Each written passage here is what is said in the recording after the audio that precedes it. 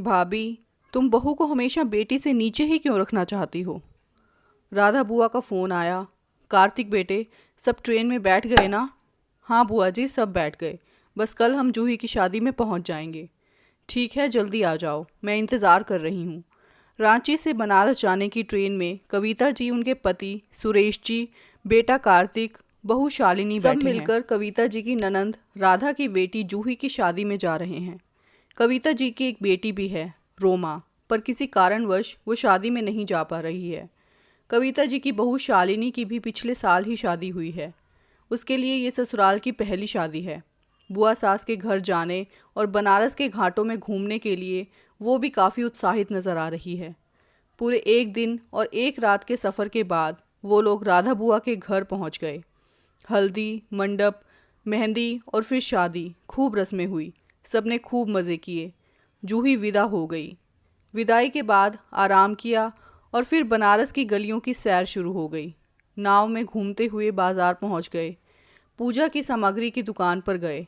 फिर बनारसी साड़ी की दुकान पर पहुंच गए। खूब सुंदर सुंदर बनारसी साड़ी देखकर शालिनी का दिल मचल गया। उसने कार्तिक से कहा, एक साड़ी खरीद दो ना।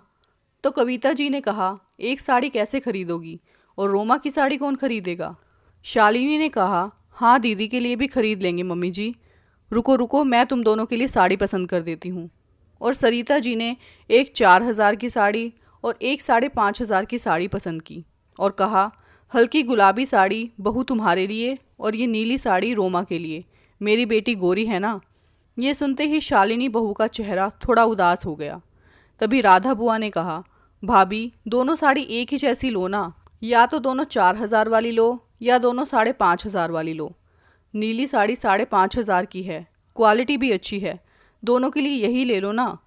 और शालिनी को रंग भी पसंद करने दो ना, अपनी पसंद से ले लेगी। अरे नहीं राधा, हम खुद चाहें जो पहने, किसी को उपहार अपने से अच्छा ही देते हैं। इसीलिए अब बहू तो घर की हो गई है, उसका क्या, तब भी मैंने 4,000 की साड़ी पसंद करके दी है।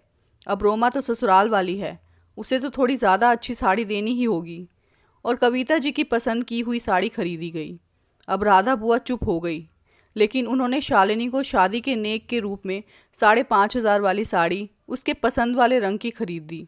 ये देखकर कविता जी को बहुत बुरा लगा और उन्होंने राधा बुआ को ताना मारते हुए कहा, वाह राधा, आज भतीजी से ज़्यादा प्यारी बहू हो गई, एक पल में भतीजी को पराया कर दिया। नहीं भाभी, साड़ी तो रोमा के लिए भी है घर में, वो तो विदाई के समय दूंगी ही मैं। पर कविता जी का मन कसैला हो गया। घर जाने के बाद कविता जी बुझी बुझी सी हो गई। तो शाम की चाय लेकर राधा बुआ अपनी भाभी के पास आई और बोली, चलो भाभी, छत पर अकेले में सुकून भरी चाय पीते हैं। कविता जी बुझे मन से ही राधा बुआ के पीछे छत पर चली गई। भाभी मुझसे नाराज़ हो? नहीं, नाराज़ नहीं हूँ। भाभी देखो, कार्तिक की शादी में मैं भी आई थी। उसकी शादी में भी तुमने बहू से महंगी साड़ी अपनी बेटी को दी थी। बहू को तो गिनकर 5 सोने के गहने चढ़ाए हैं तुमने, वो भी एकदम हल्के हल्के। पर भाई की लावा भुजाई के नेक के नाम पर एकदम भारी सा सीताहार अपनी बेटी को दिलवा दिया।